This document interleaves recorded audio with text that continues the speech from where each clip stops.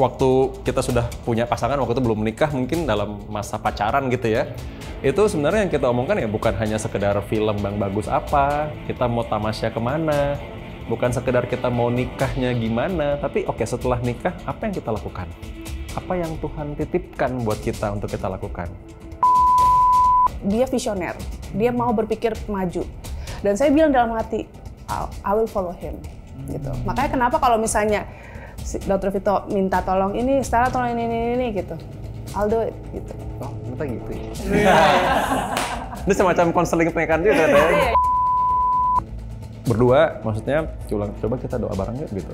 Kita tanya kehendak Tuhan gimana gitu kan. Terus ya waktu itu tentu juga mikir ya, nanti kalau kita jadi benar married nih kan, aku nanti ngomong begini, kita ngomong apa nih sama orang tua.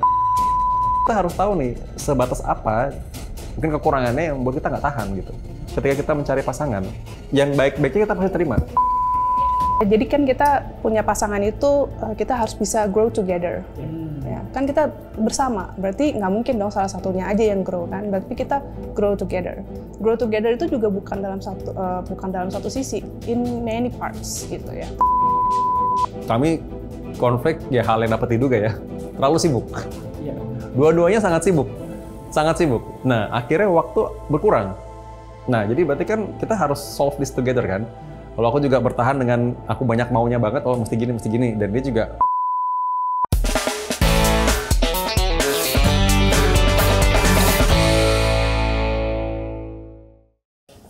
pegang aja. wih, kok bisa ketemu sih? Oh ini foto lama banget ini. Going. Oh. Ini dapat dari mana ya? Apa yang terpikirkan oleh dokter berdua ketika melihat video kolase tadi yang tadi? Wow, saya ingat sih lagunya juga pas ya. Memang dalam setiap musim kehidupan kita waktu itu ya Tuhan beserta kita sih. Ya, memang setiap tahun itu kita melangkah. Tentu saja kan kita berpikir bahwa oke, tahun ini Tuhan rencana apa nih buat kita. Menurut saya sih masing-masing orang mesti punya purpose, dan ketika dia menikah, punya pasangan, harus purpose-nya tuh sejalan. Kenapa mungkin kita benar-benar harus ngomong bukan cuma sekedar kenal di luar aja, bukan cuma sekedar fisik aja, tapi kita perlu lebih mendalam dan mungkin harus benar-benar diomongkan di benar-benar waktu yang spesial. Kita ngomong serius nih. Ini bukan soal kita romantis-romantisan aja, tapi kita akan berjalan jangka panjang kan. Ketika Tuhan mempertemukan kita, berarti kan harusnya ada rencana dari Tuhan buat kita. Itu yang harus kita wujudkan sebenarnya. Nah, gimana cara taunya? Kita harus sama-sama cari tahu. Dengar suara Tuhan. Kita harus benar-benar cari, Tuhan apa sih yang, kalau memang saya menikah dengan dia, pasangan saya, terus apa? Waktu itu saya ingat, waktu itu memang ya sama, punya pergumulan, saya doakan dalam doa, bener nggak sih dia? Kan kita mungkin nggak dengar suara Tuhan langsung ya, bahwa inilah jodohmu gitu ya. Tapi somehow dengan kita berrelationship, berkomunikasi, waktu demi waktu kita jalani, kita lihat maksudnya, oh responnya pasangan kita ketika ada masalah gimana. Sudah gitu kita pikirkan, oke, ke depan kita bakal begini. Saya ngomong sama dia, oke, saya nanti akan rencana, saya akan lanjut karir sebagai dosen, saya rencana akan punya rumah di sini, saya nanti rencana akan begini, kalau Tuhan menghendaki, saya rencana akan mendaftar sekolah lagi, saya rencana tahun segini, kemungkinan kalau Tuhan kasih kesempatan, saya akan begini lagi, dan dia juga bilang, saya juga rencana akan begini. Itu benar-benar diomongkan, dan waktu itu omongan yang deep. Jadi kita kalau ketemu, waktu kita sudah punya pasangan, waktu itu belum menikah, mungkin dalam masa pacaran gitu ya, itu sebenarnya yang kita omongkan ya bukan hanya sekedar film yang bagus apa, kita mau tamasya kemana, bukan sekedar kita mau nikahnya gimana, tapi oke, setelah nikah apa yang kita lakukan? Apa yang Tuhan titipkan buat kita untuk kita lakukan? Apa yang bisa kita lakukan untuk melayani Tuhan gitu? Nah, jadi menurutku itu lebih dalam daripada itu, karena kita punya tanggung jawab. Bahkan ketika kita ngomong soal oke, nanti kita akan punya momongan apa enggak? Nanti karena kita harus mendidik dia, kita harus membesarkan dia, berarti kan titipan Tuhan juga. Itu hal yang penting juga kan, kayak nanti kita bakal seperti apa. Dan itu akhirnya melalui progres. Nah tadi yang lihat dari foto tadi itu kan awal ada foto, kita kayaknya masih pacaran sih ya waktu itu ya. Itu pacaran ya dok ya? Itu pacaran, ada yang waktu masih kameranya belum bagus tuh ya. Oke, kameranya masih itulah ya. Iya, itu kan waktu masih pakai pakaian dokter tuh aku ingat waktu itu gini ceritanya, yang satu lagi tuh. Jadi ceritanya waktu itu dia kan datang dari Jakarta kan, kita udah janjian tuh, oke kita ke Bandung waktu itu. Nah saya kan waktu itu lagi sekolahnya di Bandung. Pas saya lagi tugas, nah janjian mau nonton film waktu itu. Nah mau nonton film, terus udah gitu ternyata ada emergensi. Nah saya waktu itu harus datang, jadi nggak jadi, nggak beli tiket. Ya udah, disitulah aku ingat aku lari soalnya, karena aku lari dari bioskop itu, aku lari dari jalan, kalau mungkin ada yang tahu di jalan Cipaganti itu ada mall di sana, saya langsung lari ke Rumah Sakit Hasan Sadikin. Nah dia kan tinggal di sana kan, maksudnya dia yang nggak mungkin lari juga ya, saya lari. Nah setelah itu dia nyusul. Nah jadi itu hal yang terjadi waktu itu. Tidak terlupakan ya. Dan maksudnya waktu itu ketika itu terjadi, maksudnya juga bisa melihat gimana sih responnya gitu kan. Apakah dia bakal marah gitu karena janjian udah lama, nggak gampang juga bisa ketemu. Dan maksudnya ketika ketemu udah jauh-jauh dari Jakarta ke Bandung di waktu dimana kita udah janjian nonton, mungkin harusnya makan dulu, tapi ya nggak jadi. Nontonnya nggak jadi, makannya pun jadi telat banget karena kita waktu itu agak lama sih prosedurnya. Dari Dokter Stella kenapa tertarik? Dokter Vito ini kayak gimana sih, romantis nggak sih? Romantis ya? Romantis nggak? Kalau dibilang romantis, ada romantis. Ada romantis ya. Ada. Karena saya penasaran ya, ini kan dokter ya, dokter sama dokter. Gombalannya, apakah ada gombalan-gombalan istilah ilmiah kah? Misalkan kayak gini ya, kamu adalah kardioheparku gitu. Iya. Jantung hatiku. Ya. Langsung ditebak ya? Bahasa Latin. Bahasa Latin. itu Kardio kardio jantung kan? jantung ya? Kardio jantung, hepar hati. Iya. Ada kayak gitu. Unik aja kan? Bahasa kalau anak-anak jaksel kan. Anak-anak bilangnya. jaksel kan gitu. Kita pengen tahu dong, Romantisnya gimana iya, gitu ya. romantisnya Misalnya ngetik pesan, kamu tuh kardio apa tadi? kardioheparku gitu. Kalau dokter Vito ini romantis nggak, Dokter Stella? Romantisnya tepat pada waktunya. Wow, porsinya pas. Porsinya pas. Gitu ya? Masa ya? Cuman yang dulu membuatku, yang perkataanku dalam hati ya, apa nggak tahu ini menjadi doa atau itu bisikan dari Tuhan atau gimana ya. Cuman dulu ketika misalnya kita nggak ada apa-apa sih, maksudnya not in a relationship, saya juga nggak berpikir beliau itu akan tertarik sama saya atau saya tertarik sama beliau gitu, enggak. Tapi waktu itu saya cuma berpikir nih orang ini, saya lihat dia itu dia visioner, dia mau berpikir maju, dia tuh bisa berpikir oh ini nih gitu loh. Jadi kayak banyak banget idenya gitu yang kayak saya pikir itu yang maksudnya salah satu juga membuatku tuh kayak wah dia bisa sampai rencananya tuh kok bisa ya sampai kemana-mana gitu, yang which is itu nggak kepikiran buatku gitu. Nah terus kemudian ada jalan-jalan yang ternyata dia tuh determine apa ya, dia itu kalau dia mau sesuatu itu usahanya tuh luar biasa banget gitu. Jadi gigih, iya orangnya tuh gigih, nggak mudah menyerah gitu loh. Pokoknya hardworking banget. Itu sesuatu yang aku memang cari dari orang sosok laki-laki gitu ya. Dan saya bilang dalam hati, I will follow him. Gitu. Makanya kenapa kalau misalnya si Dr. Vito minta tolong ini, Stella tolong ini gitu, I'll do it gitu. Oh, ternyata gitu ya? Itu semacam konseling pernikahan. Kalau cerita ini juga baru nih. Maksudnya ya aku tahu yang beberapa part, tapi ada tadi yang itu ternyata kalau dia melihat aku gitu juga ya. Makin cinta kan dok? Sayang ya. Iya gitu. Gara-gara tadi bilang apa nih kardio apa, jadi penasaran. Kardiohepar. Gimana ya? Iya nembaknya gimana? Nah, ini mungkin seru nih.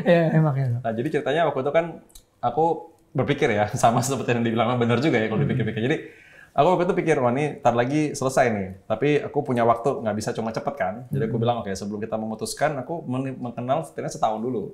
Oke. Karena setelah aku mengenal setahun, baru aku pacaran kan. Setelah aku pacaran, aku berpikir bahwa oke setelah pacaran baru lihat nih, setelah pacaran gimana nih, bener apa enggak nih ya. Oke jadi tuh bertahan aja. Tapi tuh step by step, dan aku udah punya timeline gitu. Ya tentu saja maksudnya walaupun itu timeline itu bukan berarti kita matok itu dengan setengah strict. Tapi maksudnya aku kata bahwa kira-kira segini nih waktu yang dibutuhkan untuk kita mengenal seorang ya setahun lah kira-kira ya. Kalau nggak ada berantemnya mungkin berarti belum gitu. Cuma emang setahun pertama juga belum ada berantem sih. Jadi akhirnya oke, setahun lagi kan pacaran. Nah, memang waktu itu aku bawakan dalam doa, aku bilang Tuhan, aku ntar lagi lulus nih. Lagi spesialis apa? Benar dia orangnya gitu. Nah, puji Tuhan tidak dibalas sih waktu itu ya. Secara jelas. Artinya tidak secara jelas bilang oh ini gitu. Ini jodohmu ya enggak. Tapi ya sama, dari segi oke, aku sabar menunggu, aku lihat coba gimana sih maksudnya responnya gimana. Terus aku coba karena aku waktu lagi berdua, maksudnya coba kita doa bareng yuk gitu. Kita tanya kehendak Tuhan gimana gitu kan. Terus ya waktu itu tentu juga mikir ya, nanti kalau kita udah kalau nanti kita jadi benar married nih kan, atau nanti ngomong begini kita ngomong apa nih sama orang tua. Terus nanti siapannya apa? Nanti kira-kira kita mesti kumpulkan uang berapa, segi finansial ya. Sudah gitu kita kira-kira tinggal di mana, berapa budget yang kita harus keluarkan untuk segini. Terus coba kita cari-cari juga sih, maksudnya kita benar-benar nyari, bukan cuma hanya berdoa aja, tapi kita nyari. Aku ingat waktu itu buka buku finansial juga, beli. Baca dulu kan belum zaman internet terlalu berdalam kan, kita dulu beli buku, baca gimana caranya mengelola keuangan sebagai pasangan baru, pasangan muda, apa sih yang kira-kira kita hadapi ketika baru, berapa cost yang kita harusnya hitung-hitung. Kalau listrik tuh berapa sih kira-kira segini gitu kan. Kira-kira harga rumah tuh berapaan gitu. Kalau kita sewa dulu gimana gitu lah. Jadi itu secara proses sampai akhirnya aku berpikir, nggak Tuhan gimana? Tuhan apakah ACC apa enggak gitu. Nah, bos kasih lampu hijau enggak? Tuhan Yesus sudah memberikan ini sebenarnya benar gitu kan. Nah, itu memang tidak jelas Tuhan Yesus bilang begitu, bukan dengan suara yang demikian, tapi dalam hati kalau kita sebagai anak yang mengenal Bapaknya, aku yakin kita mengenal, ini suara Tuhan harusnya ya, bukan suara kita kan. Nah, ya waktu itu akhirnya aku pikir, aku akan minta kepada orang tua, aku ngomong sama orang tuaku juga, bahwa aku akan melamar dia gitu. Wah, jadi penasaran ke Dokter Stella ya. Gimana taunya? Tadi kan bilang kehendak Tuhan ya. Gimana taunya bahwa dokter itu adalah kehendak Tuhan? Ini yang tadi kita tanyakan. Kenapa jadi yakin? Karena kan gini, banyak juga sekarang kan orang bingung melangkah ke pernikahan. Udah pacaran 5 tahun, bubar. Kandas. Pacaran berapa, kandas. Udah bahkan lain-lain. Pernah kandas. Ini sebagai orang yang mau belajar. Ibaratnya apa sih? Kita tahu bahwa, ini kehendak Tuhan loh. Ini tandangan dari Tuhan. Kayak gitu. Karena kan orang... pertanyaan yang banyak ditanyakan pasangan. Juga. Ya, dari sisi dokter. Kenapa ini dari Tuhan apa enggak tuh? Yakinnya apa itu tandanya? Memang itu susah dijawab sih sebenarnya ya. Karena kan memang tanda dari Tuhan itu kadang-kadang kita bukan nggak spesifik ya, cuma kadang-kadang kita juga bingung ini tandanya dari Tuhan apa bukan ya, atau karena kita lagi jatuh cinta aja gitu kan. Gitu. Cuman pada saat itu memang satu adalah kalau berdoa itu udah pasti. Karena orang tua juga kan selalu mengingatkan, namanya pasangan itu adalah sekali seumur hidup. Jadi kalau kamu mau menikah, kamu berdoa. Terus kalau udah berdoa gimana? Berdoa lagi. Terus udah berdoa lagi nih, gimana? Berdoa lagi gitu. Jadi itu berarti doa yang never ending lah. Maksudnya selalu kita doakan untuk itu gitu. Dan selalu aku percaya bahwa Tuhan akan memberi, kalau kita meminta kepada Tuhan, maksudnya pasangan kita yang terbaik, Tuhan pasti akan kasih kita yang terbaik dan jalan yang terbaik, dan Tuhan itu pasti akan menunjukkan jalan itu. Dan ketika sama Dr. Vito itu prosesnya itu awalnya kita pacaran itu bukan mulai dari nol sebenarnya ya. Karena kita sudah mengenal. Ya, tadi ya yang udah sering project bareng. Gitu. Jadi saya mengenal Dr. Vito itu di luar secara romantis gitu loh. Jadi karakter di luar romantis itu saya udah kenal gitu. Karena kan cukup lama kita kenalnya gitu. Jadi setelah itu pas kita pacaran itu kita hanya tinggal melanjutkan dalam sisi yang lebih pribadi gitu. Nah, selama berjalan waktu gitu saya melihat Dr. Vito itu membawa aku tuh jadi lebih baik gitu. Ya, jadi kan kita punya pasangan itu kita harus bisa grow together. Ya, kan kita bersama. Berarti nggak mungkin dong salah satunya aja yang grow kan. Berarti kita grow together. Grow together itu juga bukan dalam satu sisi, in many parts gitu ya. Termasuk kita secara rohani gitu ya, secara kita punya prestasi, kehidupan gitu. Kita menjadi pribadi yang lebih baik lagi. Nah, itu yang aku temukan waktu pas kita mulai pacaran gitu. Dan makin kesini ya maksudnya kita nggak perfect, kita berdua tidak perfect gitu, tapi kekurangan dan kelebihan kita ini kita bisa membawa itu, bisa kita istilahnya kolaborasikan supaya kita jadi lebih baik lagi. Saling gitu. melengkapi. Iya, itulah gitu. yang dibilang carilah pasangan tuh yang sepadan ya. Iya. Tuhan maksud adalah sepadan. Oke. Terus pertanyaannya gimana yakinnya sama Dokter Vito tadi belum dijawab. Akhirnya memutuskan oke, merit ya. Iya, apakah misalnya ada sukacita dan sejahtera? Iya. Ya ini dia pasangan dari Tuhan. Karena kan orang bilang sinyalnya kan ketika kita mau merit sama seseorang, kita merasa sukacita dan sejahtera. Kalau aku sih ingat waktu itu ya, waktu aku bilang sama Dokter Stella gitu, saya bilang, oh ini nih mau menikah ya. Aku waktu itu melamar dia nggak tahu. Wah. Dia nggak tahu, dia nggak terencana. Jadi aku sudah rencanakan, tidak terencana. Tapi ini unik nih, benar juga ya. Jadi rencana yang saya rencanakan dan terjadi sebenarnya beda jauh dengan yang seharusnya. Nah jadi ya itu tadi saya bilang, jadi saya udah beli cincin, terus gitu saya udah rencana akan ngomong ya bahwa nanti saya mau menikah gitu kan. Nah udah saya rencanakan tuh rencananya di Jakarta sebenarnya. Tapi ada satu dan lain hal, ternyata saya ada tugas sehingga saya harus tugas di Semarang untuk waktu di hari hanya. Di hari hanya itu loh. Jadi kan pindah jauh di tempatnya nih. Nah, akhirnya dengan bantuan beberapa dosen yang tahu juga bahwa kami pacaran, dosen kami telepon kan, ngobrol-ngobrol, oh iya saya juga ke sana gitu. Oh iya udah nanti kalau gitu yang ngajak jangan saya dong ya kan. Ya udah akhirnya udahlah dengan berbagai macam strategi. Nah, sama salah satu dosen kami ini ya dibawa juga lah Stella ke sana. Jadi kami bertemu di sana. Nah, dengan akhirnya tempatnya jauh beda dengan saya bayangkan. Tapi itu jauh lebih indah sih, karena saya bayangkan saya akan pergi ke Jakarta ya ke resto aja. Tapi ternyata nyampe di sana tuh di Semarang satu tempat yang di atas bukit di mana kita bisa melihat kota Semarang dengan kerlap-kerlipnya. Bagus banget. Ternyata ada satu spot yang saya juga nggak nyangka, saya juga kaget sebenarnya. Karena yang nyiapkan salah satu dosen saya sebenarnya. Itu disiapkan satu tempat yang ya cuma berdua private di atas bukit itu gitu. Wah itu kan keren banget. Jangankan dia kaget, saya juga kaget. Sama-sama kejutan sebenarnya. Nah, saya sudah menyiapkan lagu yang saya rekam sebelumnya. Jadi saya rekam di studio, saya main gitar, saya main pianonya. Ya saya nggak bisa main piano banget, tapi saya mainin pianonya. Wah. Jadi saya rekam lagu itu, lalu saya putar, saya beli bunga dan lain-lain. Terus ya udah gitu. Itu dia juga kaget sekali sih. Tanpa dia tahu bahwa saya juga kaget sebenarnya.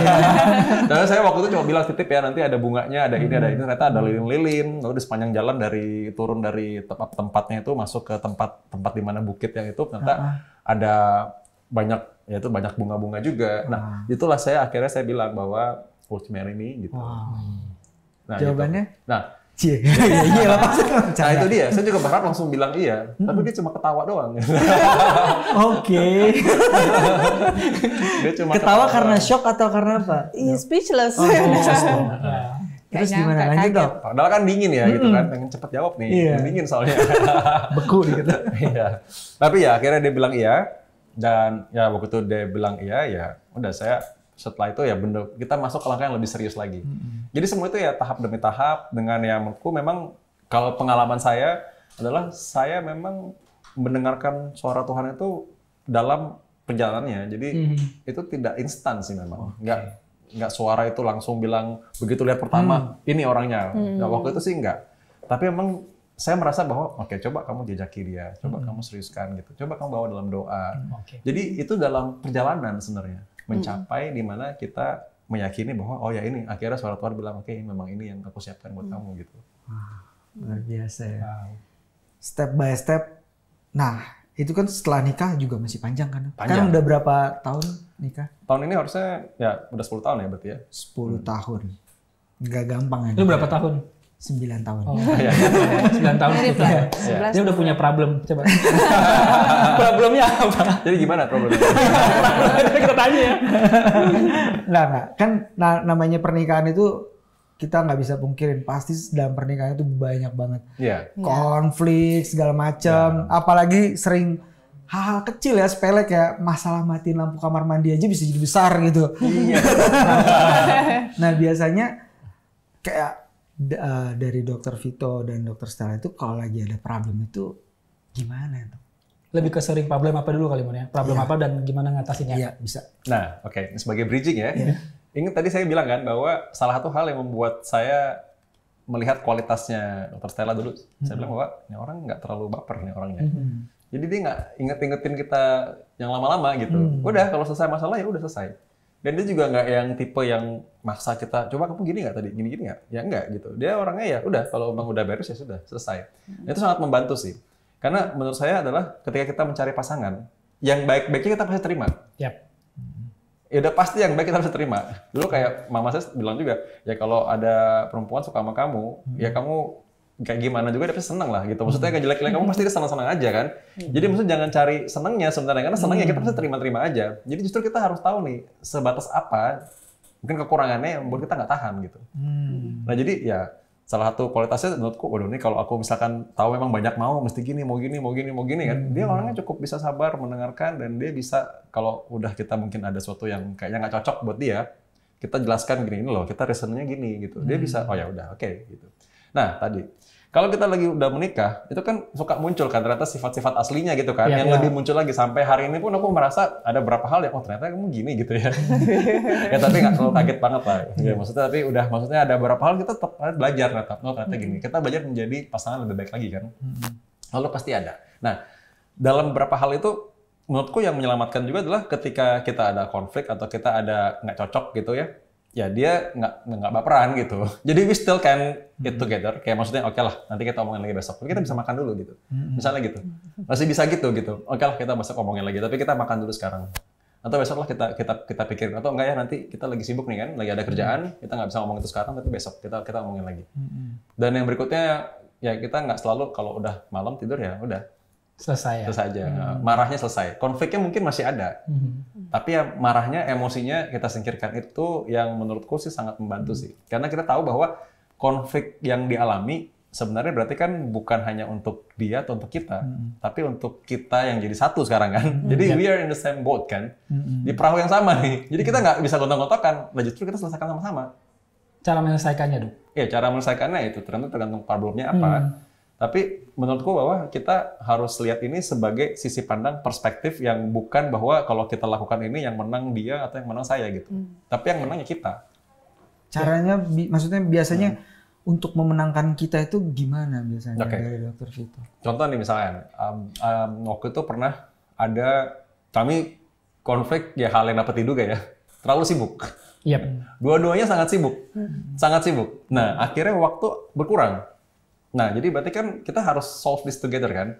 Kalau aku juga bertahan dengan aku banyak maunya banget, oh mesti gini. Dan dia juga sama, dia sebenarnya juga ada cita-cita juga. Oke, ini nggak benar nih kalau gini. Kita harus ubah. Apa yang mau dikorbanin? Ya udah, we sort it out. Coba, dari semua waktu yang kita udah keluarkan, waktu ini, mana yang paling nggak penting saat ini? Mana yang jadi prioritas dan mana yang jadi hal yang sebenarnya bisa kita tepikan dulu lah. Nah itu kan kita harus berdua tuh ngomong. Oke, pertama sempat konflik. Gimana sih kamu harus bisa pilih, bla bla bla gitu. Ya untungnya juga kalau Dr. Stella sih marah bukan tipe yang ini ya, bukan tipe yang teriak-teriak sih. Untung sekali. Gak masak doang ya dok ya? Gak masak. Itu hal yang sangat jadi pertimbangan sih.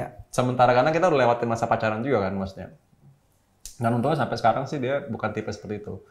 Dia ya marah paling kesel doang gitu. Tapi kesel dia masih bilang bukan tipe yang diemin saya gitu ya. Kalau orang yang silent treatment itu kan lebih susah kayak komunikasi. Dia tipe yang straightforward. Dia akan ngomong, harusnya nggak boleh gini. Kan kalau gini gimana tuh kalau gini kan susah dong. Coba deh pikirin dulu gitu. Dan juga aku nggak merasa tersinggung jadinya. Maksudnya ya aku marah juga sih kadang-kadang. Maksudnya marah juga karena sama alasannya, coba kamu juga dong, pikir dong, ini masa banyak banget aktivitas gitu, kok bisa kita nggak ketemu sama sekali gitu kan? Nah itu sama. Nah dia juga karena nggak baper, ya udah kita ngobrol, ntar malam makan enak ya. Makan enak loh, makan enak. Biar nggak hangry kan? Hangry dan hungry. Jadi makan enak, udah lebih tenang. Oke, ya singkirkan dulu diet sementara, ya. Makan enak dulu. Itu ngobrol. Bener ngobrol bisa keluarin handphone, keluarin kertas, nulis. Bisa gitu. Iya. Nulis maksudnya? Nulis apa yang jadi masalah sekarang. Misalnya masalah contoh. Jadi it's serious thing. Sama seperti dulu waktu ketika lagi pacaran kita menentukan oke nanti kita akan menikah bagaimana, terus udah gitu kita perlu budget berapa, kita harus lakukan apa aja kan kita nulis juga, nulis kita ya berdoa ya pasti dan kita minta tuntunan Tuhan supaya bisa bantu kita berhikmat, ya kan punya wisdom buat mengatur itu. Nah terus udah gitu ini sama juga ketika lagi ada konflik ya kita nulis problemnya, habis itu diselesaikan juga. Ya. Kita harus siapkan waktu untuk rapat tuh ya berdua aja, rapat berdua, sort it out kita ada apa aja nih kegiatan yang harus lakukan. Tugas kita apa aja? Coba yang ini apa? Ini penting nggak penting? Oh ini kayaknya untuk kali ini tidak penting. Kita pikirkan singkan dulu. Ya kita bisa kayak gitu. saking sibuknya nih, dosen juga, Yeah. terus punya klinik juga, itu kan super padat ya, super sibuk. Itu gimana kualitas komunikasinya? Karena kan kebanyakan sekarang kan hubungan itu hancur ya gara-gara satu nggak ada komunikasi, satu diam-diaman, satu gondok-gondokan. Nah itu dari pengalaman dokter gimana? Apalagi kan dokter menangani di YouTube itu bilang 15 pasien yang punya problem masalah bisa kita bawa kan, bisa meledak kan, emosinya bisa naik, meledak dan akhirnya kata-kata yang keluar juga nggak baik gitu kan. Nah itu gimana dok handle-nya? Quality time dong. Jadi kalau cara saya ini mungkin nggak berlaku pada semua orang ya, tapi caraku adalah kita punya waktu untuk berdua itu di pagi hari. Jadi kita ada waktu untuk olahraga sama-sama. Hampir tiap hari. Masih sempat tuh dok? Sangat sempat. Sangat sempat ya? Harus sempat. Harus. Oh, kita olahraga tiap hari. Everyday olahraga. Dan olahraga bisa beda-beda. Kadang kita lari sama-sama, jogging, kadang kita latihan beban sama-sama, kadang juga kita lakukan yang lain ya, tapi maksudnya yoga, pilates ya. Tapi kita maksudnya punya waktu untuk sama-sama. Yang kita jogging itu tips yang paling enak tuh. Jogging itu kan kita mengeluarkan hormon namanya hormon yang bikin kita bahagia. Kita lagi happy, itu kita akan melihat masalah tuh lebih clear. Sangat berbeda. Sangat berbeda. Kita kan lagi mumet, kita lihat masalah tuh sangat sempit. Kita akan emosi. Akhirnya ke bawah mungkin satu kita akan melihat sisi pandang kesulitannya aja. Yang kedua, memang ya nggak enak aja untuk membuat keputusan.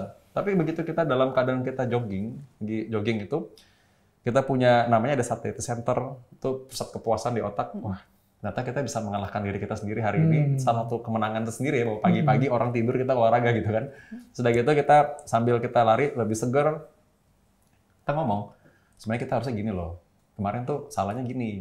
Nah dia ngomong, ya oke, jadi gimana? Ya udah gini. Sambil jogging bisa kan ngomong gitu. Saling terbuka berarti ya, saling mengkritik juga ya. Iya, jadi kita bisa saling ngomong dan orangnya juga oke gitu maksudnya, bisa terima. Itu salah satu tipsnya. Selain tadi gue bilang ya punya waktu untuk ngedate berdua aja, ngobrol dan bener-bener serius ya. Rapat tapi ya dalam kapasitas sebagai suami istri, memecahkan masalah sama-sama. Nah, terus udah gitu quality time. Tadi gimana cara ngatur waktu bagi segala kesibukan tadi? Konteks sih. Nah dia memang suka protes kadang-kadang kalau nggak kebalas. Memang itu kelemahanku. Sering nggak kebalas WA-nya. Jadi kadang-kadang kalau pasien nanya, ini yang megang siapa? Saya mau ada handphone satu lagi yang pegang tuh asisten, tapi dia akan ingatkan saya buat balas. Tiap pagi dan tiap siang dia akan ingatkan untuk balas. Saking sibuknya dok, sampai nggak Ya, karena balas. kalau nggak diingatkan tidak akan terbalas gitu. Nah, makanya jadi itu ada memang handphone khusus pasien gitu. Dia akan balas. Nah kadang-kadang pasien kalau bilang saya minta nomor pribadi aja, saya bilang Bu, saya mau ngasih tapi nggak akan terbalas nanti takutnya. Lebih baik ini aja. Karena itu pasti akan terbalas. Saya yang balas kok, tenang aja. Cuma asisten saya akan mengingatkan saya gitu kan. Ada timnya ingatkan. Nah jadi memang kita harus kontak. Dia suka telepon nanya mana ngapain gitu. Nah saya telepon juga bukan berarti kita takut banget nih harus laporan gitu. Enggak juga sih. Tapi itu just karena kita dalam sementara kesibukan. Oke, sekarang kita kan inget dong. Ngapain nih coba tanya. Ngapain? Ntar malam bisa bareng nggak gitu? Pulang jam berapa gitu? Karena bisa janjian bisa pulang bareng. Hari ini malam bisa bacain buku nggak buat anak gitu. Nah gitu kan. Jadi kita make plan. Jadi kita ada plan seminggu, ada plan sebulan, ada plan setahun, tapi ada plan harian juga. Susah ya kayaknya. Susah. Kita nggak pernah. Lu punya planning nggak sama istri? Planning setiap weekend misalnya. Iya, plan masalah. Kan katanya kan ada tertulis juga bahwa kalau siapa sih yang bangun rumah, kamu nggak duduk dulu menghitung anggaran biayanya ada gitu kan. Ya, kalau nggak, karena rubuh dong rumahnya. Yang ada tertulis dari baca kan gitu. Ya, itu juga tertulis gitu. Jadi memang kita harus lakukan itu sebenarnya, ada planning gitu. Nah ini agak sedikit menarik juga nih dok. Dokter Stella, kalau kita lihat Dokter Vito kan terstruktur banget ya, semua dihitung, semua di ini. Nah kalau ada perbedaan pendapat itu biasanya gimana nanggepinnya? Nah, jadi ya pasti perbedaan itu pasti selalu ada lah ya. Iya, pasti. Apa namanya kan ya kita dua orang yang berbeda gitu. Tapi ya lagi dan lagi sih yang penting sebenarnya komunikasi. Jadi memang dulu memang kita sempet tuh yang karena saking sibuk gitu sampai kita lupa bahwa kita tidak menjaga komunikasi itu gitu. Jadi maksudnya komunikasi itu jauh berkurang dibandingkan dulu gitu. Karena kita udah sama-sama sibuk dengan pekerjaan kita gitu. Lagi seru-serunya gitu lah ya gitu. Nah, abis itu ya itu kita balik lagi. Jadi kita ya itu komunikasi dan quality time. Ketika kita punya quality time dan kita bisa berkomunikasi, itu lama-kelamaan tuh komunikasinya jadi lebih ngalir gitu loh.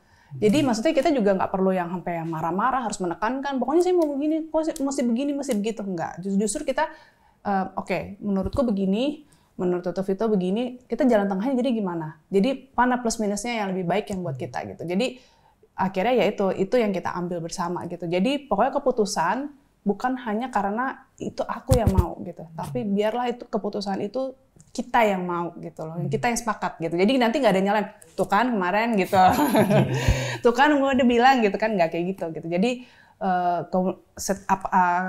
terutama untuk keputusan-keputusan besar atau rencana-rencana yang besar kita bicarakan dengan baik-baik gitu, tanpa ada pikiran siapa yang menang gitu atau ya itu. Jadi tapi harus benar-benar it's for us. Nah itu gimana mengalahkan ego? Apakah dokter langsung minta maaf atau siapa yang duluan untuk cooling down ketika ada konflik? Ya memang dari segi sifat dasar juga saya memang lebih ekspresif sih. Makanya bisa dilihat makanya kenapa saya suka di depan layar untuk ya bikin karya, bikin apa gitu kan. Nah dia ini lebih hal yang teliti, mendetil sebenarnya hal-hal yang di belakang layar. Jadi ya biasanya kalau ada konflik gitu, yang lebih ekspresif memang saya sih. Lebih ekspresif dalam arti kalau saya senang ya senang kelihatan. Kalau lagi kesel ya dia juga tahu ini kesel nih pasti gitu. Dia bisa baca gitu. Oh ini kesel nih pasti. Ntar lagi. Kalau lagi senang ya senang dia tahu. Dan memang ya satu hal yang jadi kelebihan dia juga yang saya lihat juga bahwa dia bisa baca situasi nih. Dan biasanya memang kalau ada konflik dia langsung minta maaf duluan. Even kadang saya tahu dia nggak salah. Dia kadang minta maaf duluan. Oke kesel ya gitu. Oke saya minta maaf ya gimana. Nah itu kan jadi nggak bisa marah. Susah marahnya jadinya. Soalnya kan dia minta maaf duluan. Jadi mau ngapain lagi. Karena kita kesel kan untuk orang minta maaf kan. Tapi ya itu dia sering kali sih dia minta maaf duluan. Jadi saya memang kadang mau kesel nggak bisa. Ya itu sih memang yang saya lihat dalam hubungan ya memang satu memang harus ada orang yang memang bisa menjadi buffer ya atau penetralisir gitu. Ya itu gitu. Nah biasanya juga setelah dia bilang begitu ya saya juga sebenarnya bukan tipe yang meledak-ledak juga. Jadi memang ya akhirnya itu yang menjadi jalan di mana oke kita omongin sama-sama deh gitu. Nah, ya, jadi memang ya itu harus kita ketahui dari sebelumnya. Kalau sama-sama panasan juga bisa api ketemu api jadi meledak ya. Jangan api ketemu api ketemu minyak ya. Api ketemu minyak. Bisa kemana-mana menjalar. Iya, menjalar betul. Ya, maksudnya dia juga tipenya bukan kayak itu. Saya juga sebenarnya bukan tipe meledak-ledak, tapi emang saya akui dalam beberapa hal konflik berapa kali sih dia langsung minta maaf duluan. Itu menurut saya hal yang bisa menjadi buffer atau netralisir juga. Oke, berarti tips menjaga keharmonisan versi dokter tuh apa sih ya? Bagi keluarga-keluarga mungkin juga yang struggle sama konflik ya. Menurut dokter saya pribadi apa sih dok? Yang harus dilakukan apakah mesbah doa, berdoa, kembali ke Tuhan atau kayak gimana sih dari pengalaman dokter yang mungkin tadi udah 10 tahun itu? Kalau saya sih bilang memang satu kalau kita bilang perjalanan pernikahan, kalau menurut saya sih memang ya dari awalnya harus berdasarkan apa yang kita lihat, apa yang kita malami secara berproses, itu harus ACC Tuhan dulu sih. Fondasinya itu Tuhan. Fondasinya harus Tuhan dulu ya. Kalau memang itu nggak ACC ya sulit saya rasa memang ya.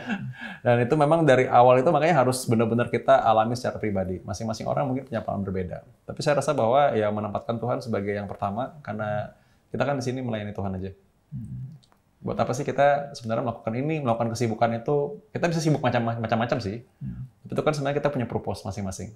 Purpose itu kan harus cocok nih. Kalau kita menikah berarti kan kita satu jalan kan. Nah purpose dia harus sejalan juga. Kalau yang nggak cocok, nggak sejalan ya nggak bisa. Ini bukan soal profesi. Profesi sama pun belum tentu purpose sama loh ya. Ini purpose ini very deep. Maksudnya you have to benar-benar ketemu gitu. Maksudnya purpose-nya apa? Itu ketemu dari mana? Dari kedekatan dengan Tuhan. Tahu dari mana kedekatan dengan Tuhan? Karena kita bisa mendengar suara Tuhan yang ya mungkin kita nggak pernah dengar sebelumnya, tapi kan kita mendengar suara Bapa kita. Kalau kita memang akrab dengan dia, mungkin suara langkah kakinya pun kita tahu, oh ini suara Bapa nih gitu kan. Nah jadi kita baca firman Tuhan, kita tahu oh ini sesuai dengan firman Tuhan, ya harusnya ini suara Tuhan nih gitu. Kalau mungkin Anda berpikir, saya rindu untuk menjadi perpanjangan tangan Tuhan, menghadirkan Tuhan bagi mereka. Mari bergabung bersama kami menjadi mitra CBN, karena pelayanan kemanusiaan CBN Indonesia itu Obar Berkat Indonesia boleh hadir di setiap daerah berkat kerjasama dengan mitra-mitra kami yaitu mitra CBN. Di layar sudah ada QR Code di mana ketika Anda klik di sana, Anda bisa langsung berdonasi melalui e-wallet Anda dan Anda juga bisa langsung menjadi mitra kami, mitra CBN. Kalau Anda butuh informasi lebih lanjut, silakan klik www.donasijawaban.com dan mari bersama pelayanan kemanusiaan CBN Indonesia itu Obar Berkat Indonesia, kita hadir memberikan terang pengharapan bagi mereka yang membutuhkan.